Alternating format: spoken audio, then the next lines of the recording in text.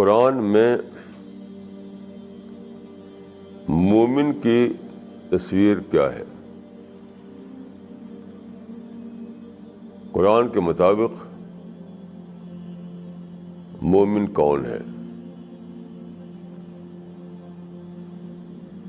دیکھیے، کرائٹیرین جو ہے وہ قرآن ہے. ہم خود سے کوئی معیار بنا لیں اور اس پر جانچ کر یہ سمجھیں کہ ہم مومن بن گئے، تو یہ وشفل تھنکنگ ہوگی.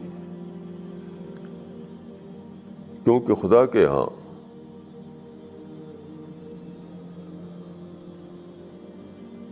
جو معیار ہے اس پر پورا اترنے والا ہی خدا کے ہاں مومن قرار پائے گا. جیسے آپ کے پاس فرض کیے کہ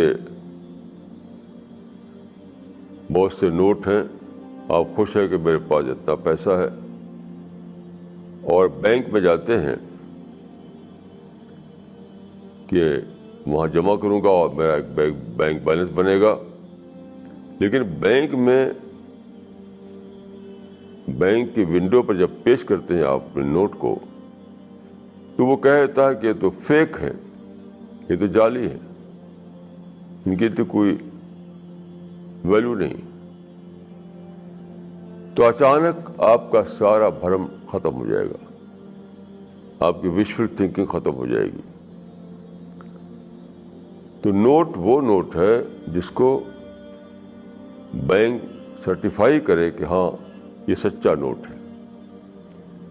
اسی طرح ایمان وہ ایمان ہے جس کو خدا کہہ دے کہ ایمان ہے، ورنہ وہ فیک ایمان ہوگا، اس کی کوئی ویلیو نہیں ٹھہرے گی. اس لیے ہر آدمی کو چاہیے، ہر آدمی جو یہ چاہتا ہو کہ خدا کے ہاں اس کا انجام مومن والا انجام ہو، اس کو اپنے آپ کو قرآن کے معیار پر جانچنا چاہیے. جیسے کہ قرآن میں ہے کہ کنتم خیر امت اخرجت للناس، تم خیر امت ہو جو لوگوں کے لیے نکالی گئی ہے. تو حضرت عمر نے کہا اس کے بارے میں کہ من سرہ ان یکون من هذه الامہ فلیؤد شرط اللہ فیہا.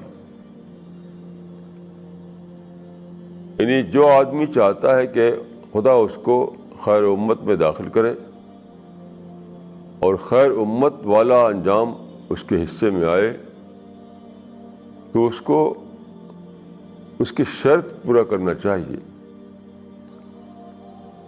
من سرہ ان یکون من هذه الامہ فلیؤد شرط اللہ فیہا. جو آدمی چاہتا ہے کہ وہ خیر امت میں سے بنے، تو اس کو اس کی مقرر شرطوں کو پورا کرنا چاہیے، ورنہ وہ خیر امت میں شامل نہیں ہوگا. تو ہر آدمی جو اپنے کو مومن کی حیثیت سے چاہتا ہے جینا اور مومن کی حیثیت سے مرنا، تو اس کو چاہیے کہ وہ قرآن کو پڑھے، قرآن میں مومن کے معیار کو دریافت کرے، اور پھر اس کے مطابق اپنی زندگی کو ڈھالے.